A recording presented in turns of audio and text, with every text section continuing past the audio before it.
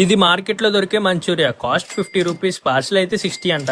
ఒకటి తీసుకున్నాను, టేస్ట్ అయితే బాగుంది. అదే మంచూరియా మన స్టైల్లో ఎంతలో చేయొచ్చు చూద్దామని 8 రూపాయలకి సగం ముక్క క్యాబేజీ, 5 రూపాయలకి క్యారెట్, 10 రూపాయలకి ఉల్లికాడలో తీసుకున్నాను. ఇవన్నిటిని ఒకసారి నీట్ గా కడిగాక సన్నగా తురుముకుని పొడి క్లాత్ లో వేసి ఒకసారి గట్టిగా పిండుకుంటే వాటర్ సెపరేట్ అయిపోతుంది. దాన్ని ఒక బౌల్ లో తీసుకున్నాను. అందులో పసుపు, ఉప్పు, కారం, గరం మసాలా, కొద్దిగా మైదా, కార్న్ ఫ్లవర్, అల్లం వెల్లి పేస్ట్ ఇవన్నీ ఒకసారి బాగా కలుపుకున్నాక రౌండ్ షేప్ లో మంచూరియా బాల్స్ చేసి పక్కన పెట్టేసుకున్నాను. కడాయిలో ఆయిల్ వేసుకుని వేడయ్యాక మంచూరియా బాల్స్ ని ఒక్కొక్కటిగా వేసుకుని మీడియం హీట్ లో బాగా ఫ్రై చేసుకుని తీసేసుకున్నా.